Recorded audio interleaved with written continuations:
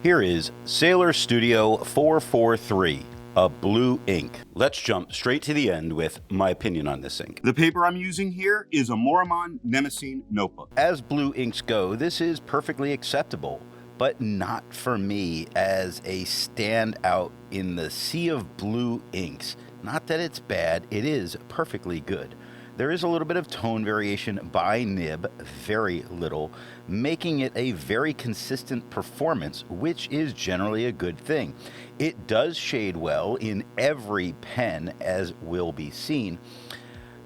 On non-fountain pen friendly paper, the performance is okay.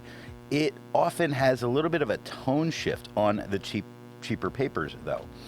Even if I don't want a bottle of it, I love trying new inks, and I loved trying this. I just don't see a need for a bottle or even another sample. All of the writing samples are done with a Platinum 3776 with a soft fine nib that writes rather dry. A Hero 7035 with a fine nib that writes wet. A Visconti Van Gogh with a medium nib and an average flow. A Lamy All-Star with a broad nib that writes average. The pen for today is a Sailor Pro Gear. Now that we know my opinion on this ink, let's see how I got there with the first writing sample done on Clairfontaine. Looking at the soft fine nib, we get a nice mid-tone blue with no feathering, no spread, some very nice shading going on. It happens a lot and it transitions between darker and lighter tones very fast, like when we look at fast on the second line. The F at the top is lighter than it is at the bottom. It keeps that darker tone into the A, lightens into the S, and very, very dark at the T. Looking at the wet fine nib, it is darker than it was with the soft fine. It does not feather, it does not spread, it does shade just as well as it did with the soft fine. It's not always the most tremendous amount of shading, but it is always there. Look at tremendous on the second line. Where the T starts dark, the R lightens up, the E gets dark, M-E-N lighter, D much darker, the O-U-S stay light at the end. Looking at the medium nib, it is just a little bit lighter than it was with the medium nib, the same tone as the Clairfontaine. It does not feather, it does not spread, it does shade just as well as it did with the soft fine. Take a look at tunnel on the second line, where the TU are quite dark. The NN lighten up a little bit, the E gets a little bit darker, and the L at the end quite a bit darker. Looking at the broad nib, it is the same tone as the medium. It does not feather, it does not spread, it does shade just a little bit less than it did with the medium or the soft fine, but it is definitely there. It's just you find parts of letters every now and then, like the H in halt is a little bit darker than the rest of the word. In did on the second line, the last D is a little bit darker. The on the third line starts lighter on the T, starts to darken up a bit with the he at the end. Looking at the back of the page, we get no bleeding and no ghosting. Like most inks, this one comes in a bottle. This is how the Pilot Custom 823 fits. And here is the Pelican M1000. Here is the ink level when you can no longer fill a Lamy Safari. There is approximately 7 milliliters of ink left. The next writing sample is done in a Portage Reporter's Notebook. Looking at the soft fine nib, it is just a little bit lighter than it was on the Clairfontaine. It does not feather, it does not spread, it does shade, and it shades just about as well as it did on the Clairfontaine, really letting it show through. Take a look at through on the second line, where the TH is lighter than the R that darkened up quite a bit, the OUG lightened up a little, and the H at the end, much darker. Looking at the wet fine nib, it is quite a bit darker than it was with the soft fine, darker than it was on the Clairfontaine. It does not feather, it does not spread, it does not shade. It lost that on this paper. It's a little bit more absorbent paper, so it's not like it's completely unexpected. Looking at the medium nib, it is lighter than it was with the wet fine, little lighter than it was on the Clairefontaine, same tone as that soft fine. It does not feather, it does not spread, it does shade, but not mountains and mountains of it. Take a look at mountains on the first line, where the M is a little bit darker than the OUN. The T gets a little bit darker again. The A lightens a little bit into the I that just gets a little bit darker, holding that through the end, a little bit darker again with the S. Looking at the broad nib, it is the same tone as the medium, little bit lighter than it was on the Clairefontaine. It does not feather, it does not spread, it shades less than it did on the Clairefontaine, but you can see some of it going on, like the near on the second line, where the T is lighter than the he at the end. And on near, it's mostly a uniform tone, but the middle of that N is a little bit darker, as is the R at the end.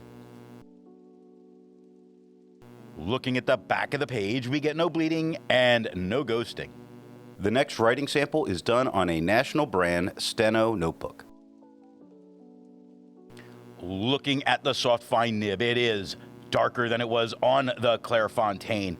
It does not feather, it does not spread, it does maintain the shading. I think the shading is showing up a little bit better, probably as a result of the tone of this paper. Take a look at thrumming on the third line, where the T is lighter than the RU, which get quite a, or the HR, which get quite a bit darker. The U transitions from a darker to a nice mid-tone that it holds all the way till the end during the downstroke of that G.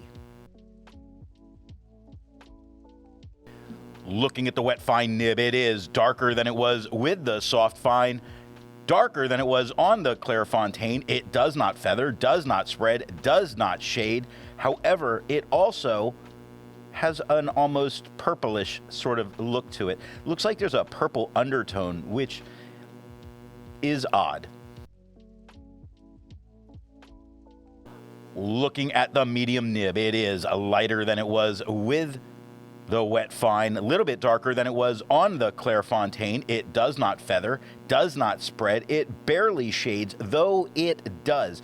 If you take a look at certain words like precious things on the second line, precious is lighter in tone through the whole word than things right next to it. Even wrought on the third line, where most of the word is a nice mid-tone, but the T at the end does get quite a bit darker. Looking at the broad nib, it is the same tone as the medium, little bit darker than it was on the Clairefontaine. It does not feather and it does not spread. It does shade a little bit better than it did with the medium nib on this paper. Take a look at width on the second line, where the WI are a nice mid-tone. The T gets very dark and the H lightens up a little bit. And we see that kind of shading regularly, where lay to the left of that, the Y is a little bit darker than the LA, like on the third line. Nice mid-tone on the LI, KE at the end, very dark.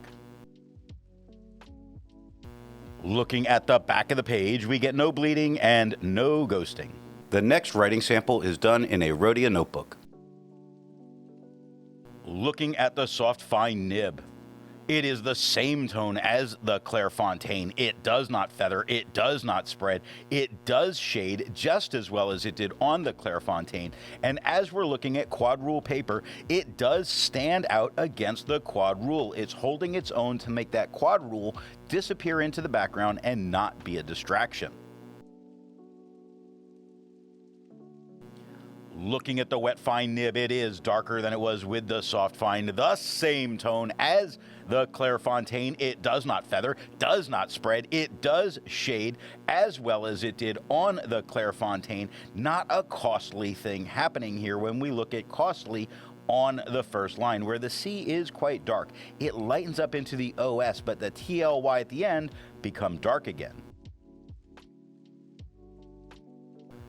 Looking at the medium nib, it is lighter than it was with the wet fine, same tone as the Clairefontaine.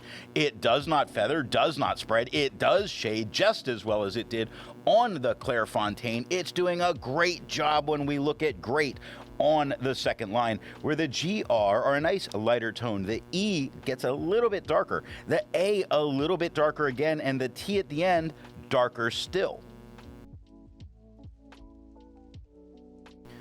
Looking at the broad nib, it is the same tone as the medium, the same tone as the Clairfontaine. It does not feather, it does not spread, it does shade just as well as it did on the Clairfontaine. However, when you look at, for instance, Bilbo's, you see those vertical lines do seem to be cutting the ink just a little bit. You can see it on description, breath, taken. It's getting cut a little bit by some of the quad rule that's on this paper. So if that's a distraction to you, then it may be a nib you want to avoid with the quad rule paper here. Looking at the back of the page, we get no bleeding and no ghosting. The next writing sample is done in a composition lab notebook. Looking at the soft fine nib, it is lighter and duller than it was on the Clairfontaine, flatter as a tone. It does not feather and it does not spread. It does shade. If you take a look at Bilbo, third line, the BI are lighter than the LB, and the O is very light at the end. Looking at the wet fine nib, it is a little bit darker than it was with the soft fine, lighter than it was on the Clairfontaine, flatter still, with no feathering, with no spread, with some shading that's going on. You see it more where the top line looks a bit darker than it did on the second line, which I can't really explain why that happened, but it's there. Yet, when we look at yet on the second line, the YE is lighter than the T that got darker. Filled underneath that, the F is lighter than the ILL. The E kind of disappeared with my bad penmanship, but the D at the end lightened up even a little further. Looking at the medium nib, it is the same tone as the wet fine, lighter than it was on the Clairfontaine. It does not feather and it does not spread. It does shade. Really very nice in what's going on. If you take a look at Motionless on the first line, where the mot at the beginning is a little bit darker, the ion in the middle, or ional, because it goes through the L, little lighter in tone. The S, the ESS at the end, do darken up quite a bit. Now, Guardian underneath that, the G starts lighter. The UA darken up just a hair. The RD darken just a hair again. The AN at the end, a little bit lighter. Looking at the broad nib, it is just a little bit lighter than it was with the medium, lighter than it was on the Clairfontaine. It does not feather, does not spread, it does shade. Not really huge as a standout quality, mostly seeing it in like dots, commas, crosses of T's, things like that. But you do get the occasional letter like the T in nearest on the third line, which do come up a little bit darker. Looking at the back of the page, we get no bleeding and no ghosting. The last writing sample is done on 20-pound copy paper. Looking at the soft fine nib, it is a little bit darker than it was on the Clairfontaine. There's tiny feathering, barely really worth being concerned with. There's a tiny bit of spread, again, barely worth being concerned about. I think the performance that we're getting here on this paper is really, really good. It does even show some of the shading, though it's not shading as well as it did on the Clairfontaine. I think what we have here as a combination is pretty nice. Looking at the wet fine nib, it is quite a bit darker than it was with the soft fine. Little bit darker, I think, than it was on the Clairfontaine. Now, there is still feathering and there is still some spread. Yes, some shading does come through. You see it with Fearful and Eye and Stirred, but that's not the thing. The thing here is the feathering and the spread are not out of control, making this a very usable ink on 20-pound copy paper. Looking at the medium nib, it is lighter than it was with the wet fine, a little bit darker than it was on the Clairfontaine. It does feather, it does spread, it does start to kind of cross that line where the feathering and the spread might be a little distracting. The feathering that's going on with the Dragon or Dreams or Shifted or Not Wake, it's a bit. So that's really a choice that the individual user would make on if it's an acceptable thing. I'm still going to say that largely what we get here is pretty good performance on this paper. Looking at the broad nib, it is the same tone as it was with the medium nib. It does feather, it does spread, it's much more than it was with the other nibs, and it really crosses that line to me where I don't want to use this on this paper. That being said, generally speaking, this ink is done very well on this paper, so I might give it a buy that it doesn't go well with a broad on the copy paper. Looking at the back of the page, you notice that it got much deeper with the broad and the medium, both where it started to have a little bit of a performance issue. Not so much with the wet fine or the soft fine. So that's why while they did feather, it was much more usable. When you think, can I take notes back here? Maybe you could with the broad, the wet fine, and the soft fine, but I think you could not with the medium.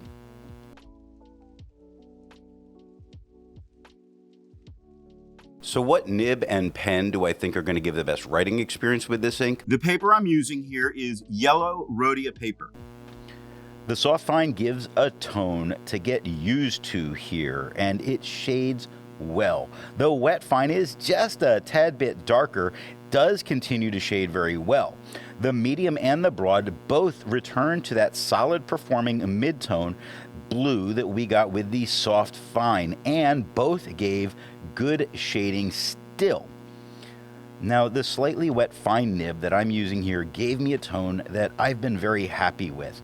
Not a wet fine, or that just gets that tiny bit darker and it gets that tiny bit less interesting to me.